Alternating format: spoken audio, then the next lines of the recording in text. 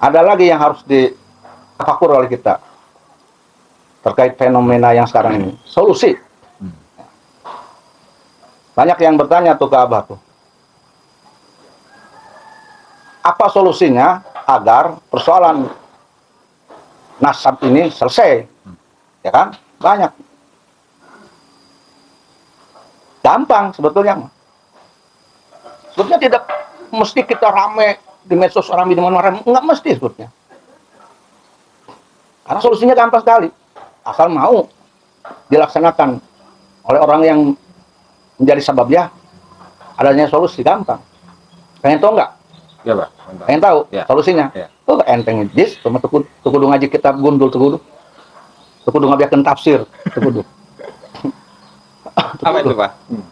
Sebetulnya Abah mah bukan ahli nasab ya, Pak. Tidak mengakui ahli nasab, tidak paham. Abah mah ahli ngopi, ahli ngudud. Makanya urusan nasab ini Abah mengikuti Haji Imad. Karena beliau ahlinya. Makanya Abah tidak mau ikut campur di ranah beliau. Hanya mendukung, hanya setuju kepada Ki Haji Imad. Didukung sekali. Tesisnya ya, ini tesis masalahnya. Tidak boleh Abah ini mematikan tesis, tidak boleh. Sama aja dengan mematikan dunia pengetahuan. Di mana itu untuk mencerdaskan anak bangsa nanti. Dan menambah anak bangsa mengetahui ilmu nasab. Selama ini kan di pesantren-pesantren dan kita-kita ini khususnya Abah hanya sibuk dalam belajar ilmu alat, fikih, tasawuf dan yang lainnya. Tapi ke nasab kadang-kadang tidak paham juga. Dengan adanya Kiai Haji Imaduddin, tesisnya tersebut ini merangsang Abah sendiri untuk belajar ilmu nasab. Itu kan ada hikmah besar. Orang Indonesia makin cerdas nanti tentang ilmu nasab. Nah, solusinya tadi pengen tahu ya? Ya. Oh, pengen tahu. Simpel kok. Solusinya agak selesai. Karena ini bersangkutan dengan tesis Kiai Haji Ahmaduddin yang mengatakan bahwa Ubaidillah ini tidak tersambung sebagai anaknya Said Ahmad Muhajir. Dan ini adalah ilmu nasab. Maka yang harus menjawabnya adalah pakar nasab. Dan yang menjawabnya adalah nakobah yang berhubungan dengan nasab Ubaidillah, nasab Alawi bin Ubaidillah. Siapa lagi? Ya RA. Robito Alawiyah ini harus menjawab. Karena Robito Alawiyah memproklamirkan diri, mengakui dirinya, di SK-kan, ada izinnya, sebagai lembaga pencatat nasab Bani Alawi. Nah ini nasab Bani Alawi, dalam tesis Kiai Haji Imaduddin dikatakan Imam Ubaidillah ini tidak terkonfirmasi sebagai anak Said Ahmad Muhajir, maka tidak terkonfirmasi sebagai zuriyah Nabi Muhammad Shallallahu Alaihi Wasallam. Sementara Robito Alawiyah adalah lembaga yang mencatat nasab-nasab habaib bersambung ke Rasulullah Muhammad SAW. Mestinya yang menyangkal, yang membuat tesis lagi, antitesis untuk menyangkal Kiai Haji Imad, ya Robito Alawiyah. Robito Alawiyah yang harus bisa menjawabnya untuk membuktikan betul habaib ini adalah dzurriyyah Rasulullah Muhammad SAW secara ilmiah, secara data dan fakta. Ada literaturnya, ada referensinya, ada kitab-kitabnya.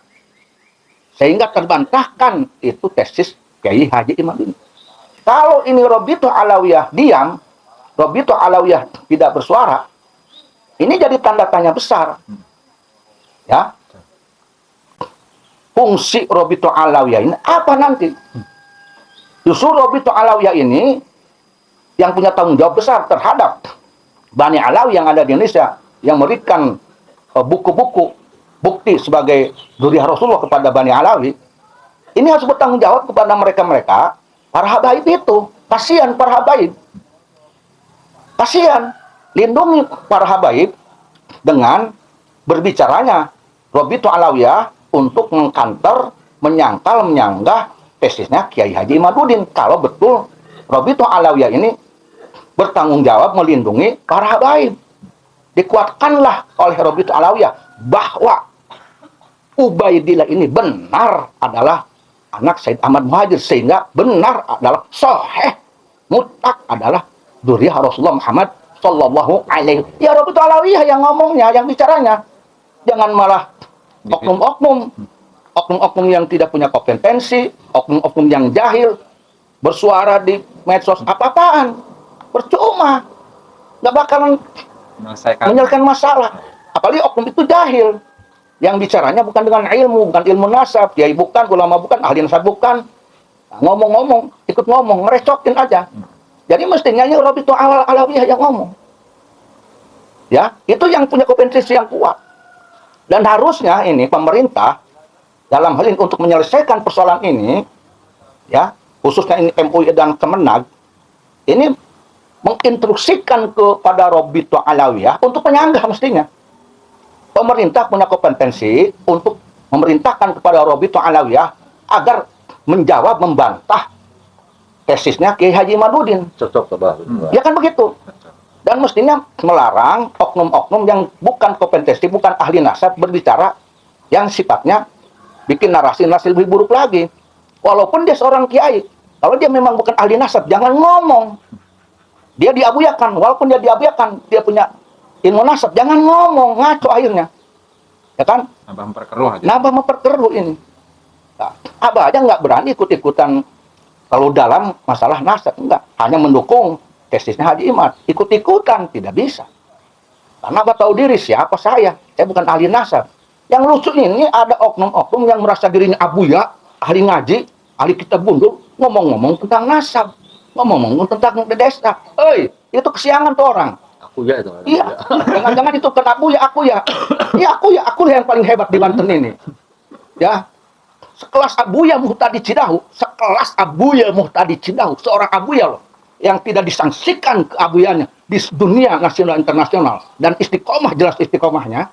Dia berjuang membukakan dakwah itu bukan untuk ormas, bukan untuk oknum, bukan jadi budak ormas, budak oknum, bukan Abuya Muhtadi. Itulah ulama istiqomah. Tidak ikut campur urusan ini. Ya kan, ini oknum-oknum yang katanya Abuya, tapi menurut saya itu aku ya, yang hanya merasa dirinya pinter ngaji kitab tapi tidak sarjana, bukan, kuliah kagak, ngerti tesis juga kagak, sosokan dia udah nang Kiai Haji Imaduddin. Itu kemana itu orang tuh? Nyakolah helan, kuliah helan. Kiai Haji Imaduddin bukan hanya seorang santri yang ahli kitab kuning, dan dia pun juga pengarang kitab. Ya kan? Tidak diabuyakan pengarang kitab bahwa itu Kiai Haji Imaduddin. Ya kan? Murid Abuya Dimyati Cidahu, murid Abuya Sanja, murid Abuya Bustomi, dan yang lain-lainnya. Segitu pengarang kitab, dan dia SAG dan Master Art. Sebentar lagi dia mungkin akan doktoral. Tidak diabuyakan, tidak menganggap dirinya abuya. Ini orang kuliah kagak, hanya bisa seperti kita juga, kitab juga mungkin, ya udah aneh. Di Banten ahli kitab udah banyak. Kuliah kagak tuh kagak, sosan ngaku-ngaku abuya, aku ya kali itu nyuruh Kiai Haji Imaduddin datang ke majelisnya. Lucu tuh orang.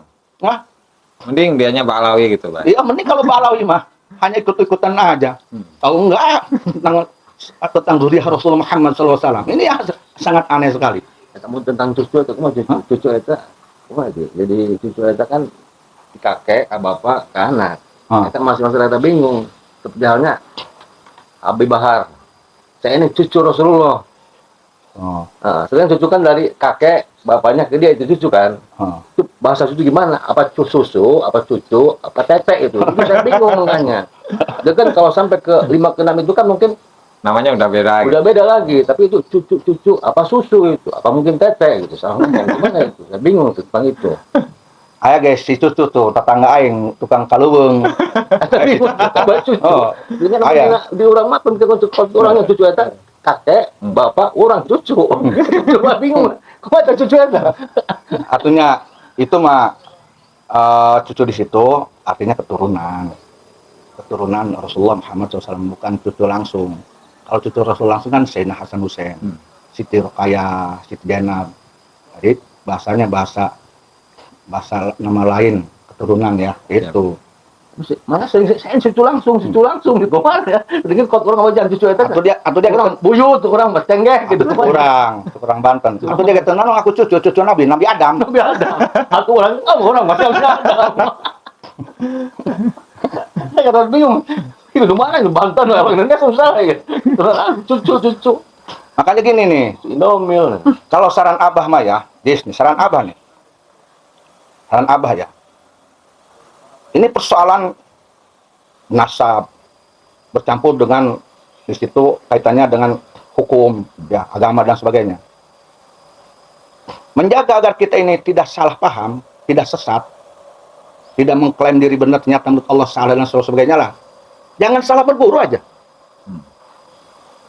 Untuk kita nih, pengikut siapa nih zaman ini, ya, siapa aja, menjaga jangan sampai salah langkah. Pertama, jangan salah berguru. Jangan salah berguru. Salah berguru, langkah kita salah. Mengomentari Kiai Haji Imad bisa salah. Mengomentari yang lain pun bisa salah. Tapi ketika kita ini bergurunya benar, berguru yang benar, maka kita pun tidak akan salah. Nah, oleh karena itu, Abah tetap punya prinsip. Di Banten ini, insya Allah salah satu wasilah, sababiah, agar kita tidak tersesat dalam paham, khususnya paham agama, dan memahami kaitannya kita sebagai warga negara Republik Indonesia, kaitannya dengan Umaro. Lebih baik berguru ke Cidahu, ke Abuya Muhtadi Cidahu. Sudah ngaji di Abuya Muhtadi Cidahu, dibuka tiap hari.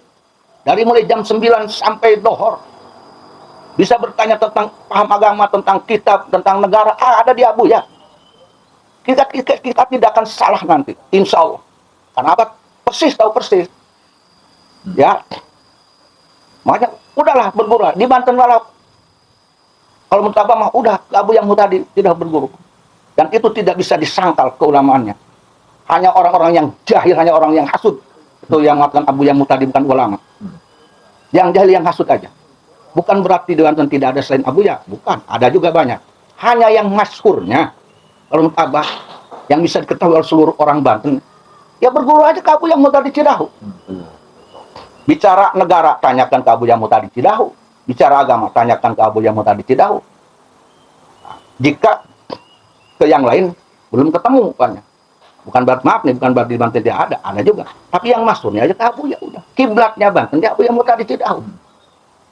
Karena yang Abah tahu, Abu ya itu ketika akan memberikan pengajian, penjelasan agama, beliau objektif, tidak berpihak kepada ormas, tidak berpihak kepada Ba'alawi, tidak. Beliau berpihak kepada kitab sudah. Lepas itu dirinya dari manapun lepas dia. Bagaimana yang tercantum dalam kitab? Nggak ada keberpihakan kepada Habib, nggak ada. Nggak ada juga kebencian kepada Habib, menjelaskan sesuatu karena benci kepada Habib, nggak ada Bu ya. Sesuai dengan kitab. Itulah yang menurut ulama istiqomah. Maka bukan ulama istiqomah kalau dia ngebahas agama, ada keberpihakan kepada ormas, ada keberpihakan kepada oknum, ada kebencian kepada hukum. Bukan istiqomah namanya itu, mah. Bukan istiqomah itu. Dusta itu orang udah. Istiqomah kumaha, anaknya ngagebugan jelema ngagebugan santri pesantren dihukum teu daek. Dicikan dong, Pak. Atau mau istiqomah bagaimana? Anaknya ngegebugin santri di pesantren, di depan kiainya, di pesantren loh. Ngegebugin santri, ngeroyok santri di pesantren, di depan kiainya. Tapi nggak mau dihukum. Istiqomah dari mana? Tidak konsekuen. Aneh kan? Ngomong Rasul, tapi syarat Rasul tanya. Itu ada oknum yang kayak gitu. Ada mama tahu kok orangnya. Mau gimana istiqomahnya? Istiqomah kan bukan teori, istiqomah itu praktek, pengamalan. Oke, istiqomah di istirahat ngarokok di imah. Ya kan, bener gak? Betul. Kalau mau istiqomah istirahat ngarokok di imah, aing eta. Aing itu istirahat ngarokok di imah. Salah teman, istirahat kalau di imah. Nah, kalau berkiblat ke ini hadisnya gitu Pak ya. Rasulullah saja kan bersabda, seandainya kalau Siti Fatimah itu mencuri, saya yang akan Nah, istiqomah itu. Istiqomah namanya. Rasulullah contoh istiqomah yang paling istiqomah Rasulullah. Kalaupun anaknya umpamanya, tapi tidak mencuri kan Siti Fatimah. Andai kata kan, aku potong tangannya. Ya istiqomah. Mau anak mau besar saya salah. Ini mau gimana dikatakan ulama istiqomah dan Abu ya? Wong anaknya ngegebugin santri di pesantrennya depan kiainya, nggak mau dihukum, malah dijaga rumahnya. Istiqomah naon itu pret. Ngomong naon. Giliran pesantren ngajukeun proposal hayang menang rusun pondok, kurang lebih 3 miliar tadi tarima ngamuk. Anti pemerintahnya. Di nanti pemerintah proposal dari dia ngamuk karak dibere. Karak sering heot. Ya kan? Kita di sini pesantren ini, maaf, pesantren ini, alhamdulillah pesantren kita, alhamdulillah tidak ada yang namanya Al Mubarak ini mengajukan proposal ke provinsi, ke Depag, nggak ada. Ke kementerian mana, nggak ada satupun proposal. Bahkan ditolak, Pak ya. Bahkan kita tolak, tidak ada, tidak pernah. Yang dimana orang tahu katanya Yusuf ini dekat dengan pemerintah, tapi tidak ada satupun proposal Al Mubarak diajukan ke provinsi, ke Depag, ke Kementerian Agama, ke Dinsos, nggak ada. Balik-balik orang itu yang ngomong istiqomah. Wah, so hebat. Tadi bere sama ke pemerintah, ngamuk mana, barang dibere sama 3 miliar. Tunggak stengenges, pret. Oknumnya ada itu oknumnya. Di Banten tuh. Wah, ada, iyalah, ada aja pokoknya. Jangan dibilangin nanti malu. Iya. Nanti abah dipersekusi lagi. Ada mobil bayar persulan kayak gitu.